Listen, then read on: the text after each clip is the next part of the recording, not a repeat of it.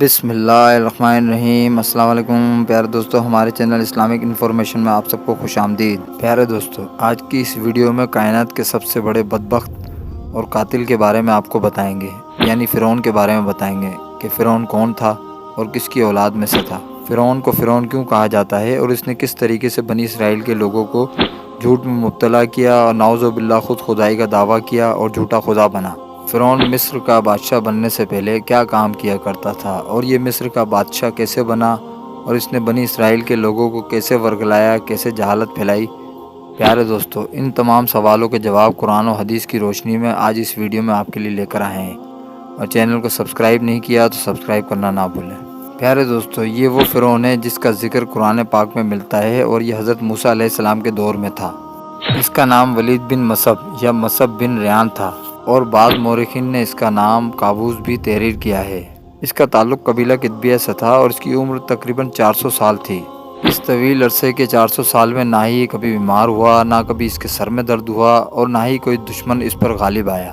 اس کا چہرہ تانبے کی طرح چمکتا تھا، اسی لیے اس کے قبیلے کے لوگ اس کو قابوس کہا کرتے تھے۔ یہ فرعون بادشاہ بننے سے پہلے محنت مزدوری اور تجارت کیا کرتا تھا۔ ایک دن یہ محنت مزدوری سے تنگ آ کر شہر کی طرف نکلا، اور وہاں اس کی یہ ملاقات ایک حماد نامی شخص سے ہوئی، اور دیکھتے ہی دیکھتے ان دونوں کی دوستی بہت گہری ہو گئی۔ چنانچہ یہ دونوں بدبخت کام کی تلاش میں شہر کی طرف روانہ ہو گئے، اور ان دنوں خربوزے کی تجارت کا کام بہت زیادہ عروج پہ تھا۔ تو یہ لوگ ایک بڑے تاجر کے پاس چلے گئے، اور اس تاجر سے انہوں نے کام مانگا، تو اس تاجر نے ان کو کام دے دیا اور یہ کہا کہ میرے خربوزے بازار لے جا کر بیچ دو۔ اس تاجر نے کہا کہ خربوزے تم بیچ آؤ گے تو اس کے عوض میں تمہیں کھانے کو دوں گا۔ اس وقت فرعون نے اپنے دوست سے کہا، حماد سے کہا کہ تم یہیں ٹھہر جاؤ اور میں خربوزے لے جا کر فروخت کر دیتا ہوں۔ چنانچہ فرعون سارا مال لے کر بازار چلا گیا، اور وہاں جا کر جب تاجروں کو یہ سارا مال دیا تو انہوں نے مال بیچنے کے لیے کہا اس سے کہ یہ سب مال بیچنے کے بعد ہم معاوضہ دیتے ہیں، یہاں کا یہی دستور ہے، یہ سب ادھار میں چلتا ہے۔ تو یہ سب دیکھنے کے بعد، سننے کے بعد فرعون تھوڑی دیر خاموش رہا، اور واپس آ کر اس تاجر سے یعنی اس خربوزے کے مالک سے آ کر کہا کہ میں یہ کام نہیں کر سکتا۔ یہ کہہ کر فرعون واپس چلا گیا، اور یہ زیادہ اچھے کام کی تلاش میں تھا جس میں مال و دولت مل سکے۔ یہ بادشاہ مصر کے دربار میں چلا گیا اور وہاں گڑ گڑا کر اس بادشاہ کی منت سماجت کرنے لگا کہ مجھے کام دے دو، میں بے روزگار ہوں، کافی دنوں سے کھانا نہیں کھایا، اور اپنی درخواست پیش کری، اور گڑ گڑا کر کہنے لگا مجھے اپنی اسی سلطنت میں کسی کام پر مامور فرما دیں۔ چنانچہ اس کی ساری بات سننے کے بعد مصر کے بادشاہ نے بولا کہ تو کون سا کام چاہتا ہے؟ اس بادشاہ کی بات سن کر فرعون بولا کہ مجھے قبرستان کی داروغی کا کام دے دیا جائے، اور اس کے بدلے میں کچھ رقم میں فدیے کے طور پر شاہی خزانے میں جمع کرا دیا کروں گا اور باقی اپنے پاس رکھوں گا۔ اور فرعون نے کہا کہ مصر کے قبرستان میں کوئی بھی مردہ میری اجازت کے بغیر دفن نہ ہوگا۔ اس کی یہ بات سن کر اس بادشاہ نے اس کو ایک قبرستان کی ذمہ داری دے دی، اور یہ سب سن کر فرعون بہت خوش ہوا اور خوشی خوشی جا کر قبرستان میں بیٹھ گیا، اور فرعون وہاں انتظار میں بیٹھا کہ کوئی قبرستان میں لے کر آئے اپنی میت کو تو میں ان سے پیسے لوں۔ اور اسی سال رضا الہی سے مصر میں ایک وبا پھیل گئی، جس کی وجہ سے کافی لوگ مصر کے مرنا شروع ہو گئے، اور لوگ اپنے پیاروں کو دفنانے کے لیے لانے لگے، تو فرعون سب سے ایک سونے کا سکہ لینے لگا، اور اسی وبا کے دوران فرعون نے کافی مال اکٹھا کر لیا، اور پھر وہ سوچنے لگا کہ کیوں نہ سارے قبرستانوں کی دروگاہی لے لی جائے۔ پھر وہ بادشاہ کے پاس گیا، اس کو کچھ پیسے دے کر سارے قبرستانوں کی دروگاہی لے لی، اور فرعون نے پھر تمام قبرستانوں کی دروگاہی لے کر خوب مال اکٹھا کر کے شاہی خزانے میں جمع کرانا شروع کروا دیا،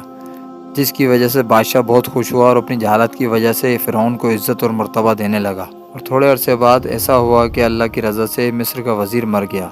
چونکہ فرعون بادشاہ کے بہت قریب تھا، اسی لیے بادشاہ نے فرعون کو وزیر بنا دیا۔ چنانچہ اقتدار ملتے ہی فرعون اقتدار کے نشے میں بدمست ہو گیا، اور اس نے اپنے دوست حامان کو بھی اپنے پاس بلا لیا۔ پھر فرعون اپنے دوست حامان سے کہنے لگا کہ میں چاہتا ہوں کہ میں خدائی کا دعویٰ کروں اور ساری مخلوق مجھے خدا مانے اور میری عبادت کرنے لگے۔ فرعون کی بات سن کر اس کا دوست حامان بہت حیران ہوا، اور وہ فرعون سے کہنے لگا کہ اگر تم خدائی کا دعویٰ کرنا چاہتے ہو تو بنی اسرائیل کے لوگوں کو اپنے ہاتھ میں لو سب سے پہلے، اس کے بعد جو تم کہو گے وہ تمہاری سنیں گے، اور ان کے دلوں میں اپنی محبت پیدا کرو۔ حامان کی یہ بات سن کر فرعون نے سوچا اور اس سے مشورہ کیا کہ ایسا کیا کیا جائے کہ ان کے دلوں میں میری محبت پیدا ہو جائے، اور کس طرح وہ لوگ مجھے اپنا خدا مانیں گے، کیونکہ اس دور کے لوگ حضرت یعقوب علیہ السلام اور حضرت یوسف علیہ السلام کے دین پر تھے اور کیسے وہ لوگ اپنا دین چھوڑ کر فرعون کو خدا مان سکتے تھے۔ اس کے دوست حمان نے یہ تدبیر دی کہ تم بادشاہ سے کہو کہ بنی اسرائیل کے لوگوں کو جس چیز کی ضرورت ہے وہ میں پوری کروں گا۔ چنانچہ اس وقت بادشاہ مصر نے فرعون کی درخواست سن کر قبول کر لی اور 1 سال تک کے لیے اس نے یہ رعایت کر دی اور تمام تر خرچے بنی اسرائیل کے لوگوں کے وہ اپنی جیب سے کرنے لگا اور یہ رقم ساری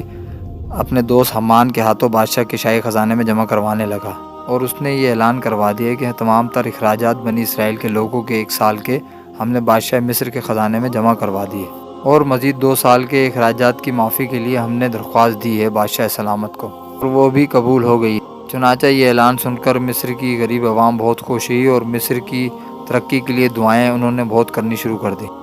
چنانچہ کچھ عرصے بعد رضا الہی سے مصر کے بادشاہ کا انتقال ہو گیا، چونکہ اس بادشاہ کا کوئی ولی وارث نہ تھا جو اس کے انتقال کے بعد اس تخت پر بیٹھتا، اور بادشاہ کی تدفین کے بعد 3 دن تک عیادت کے لیے لوگ آتے رہے، اور چوتھے دن تمام تر عالم، فاضل، قاضی، مفتی، امراء و غربا، چھوٹے بڑے سب بادشاہ مصر کے دربار میں حاضر ہوئے اور کہنے لگے کہ بادشاہ کے تخت پر کس کو بٹھایا جائے، کیوں بادشاہ کے بغیر ملک نہیں چل سکتا۔ چنانچہ مصر کے لوگوں نے فرعون کی نیکی دیکھی تھی کہ 3 برس کا خزانہ اس نے معاف کروایا تھا اور اپنے پاس سے سارے اخراجات اس نے بھرے تھے، اور اس طرح فرعون بدبخت مصر کا بادشاہ بن گیا۔ اس وقت لوگوں نے یہ خیال کیا کہ فرعون بہت اچھا انسان ہے اور ہماری رعایا کا بہت خیال کرے گا، اور اسی طرح فرعون مصر کے وزیر سے مصر کا بادشاہ بن گیا۔ تو اس نے اپنے دوست حمان کو مصر کا وزیر مقرر کر دیا۔ فرعون نے حمان سے کہا کہ اب ہم مصر کے بادشاہ ہیں، مصر پہ ہمارا راج چلے گا، اب تم جلد از جلد مجھے یہ بتاؤ کہ مصر کے لوگوں کو، بنی اسرائیل کے لوگوں کو ہم کس طریقے سے عبادت پر مجبور کریں اور میں کس طرح خدائی کا دعویٰ کروں۔ تو فرعون کے دوست حمان بدبخت نے اسے مشورہ دیا کہ تمام جتنے بھی اس شہر کے علماء کرام جو دین کی تبلیغ کر رہے ہیں ان سب کو اس تبلیغ سے روکا جائے، منع کیا جائے، اور یہ لوگ بالکل جہالت میں ہو جائیں اور آہستہ آہستہ آنے والی نسل بھی دین سے دور ہو جائے۔ اور فرعون نے ایسا ہی کیا، دین و تدریس کرنے والے لوگوں کو قتل کرنے کا حکم جاری کر دیا، اور اس طرح وقت گزرتا گیا، جہالت پھیلتی گئی، وقت کے ساتھ ساتھ لوگ جاہل ہونا شروع ہو گئے، لوگوں نے دین و تدریس چھوڑ دی، بالکل اپنے حقیقی اللہ تعالیٰ ذوالجلال کو بھول گئے اور بتوں کی عبادت کرنے لگ گئے۔ اور فرعون نے اعلان کروا دیا، جس کا ذکر قرآن میں ہے، کہ لوگوں کو یہ بتایا کہ میں تمہارا خدا ہوں اور بلند و بالا ہوں، اور قبطی قوم پر مہربان ہو گیا۔ قبطی قوم وہی قوم تھی جو اس کو صرف خدا مانتی تھی، اس کے علاوہ بنی اسرائیل کے لوگ جو یعقوب علیہ السلام کے دین پر چلتے تھے وہ صرف اللہ تعالیٰ کی وحدانیت پر یقین رکھتے تھے، اور فرعون قبطی قوم پر بڑا مہربان ہوتا تھا اور یعقوب علیہ السلام کی قوم پر ظلم کرتا تھا۔ اللہ تعالیٰ ہمیں فرعون جیسے فتنے سے بچنے کی توفیق عطا فرمائے اور اللہ تعالیٰ کی وحدانیت پر یقین رکھ کے آگے اچھا عمل کرنے کی توفیق عطا فرمائے، آمین ثم آمین۔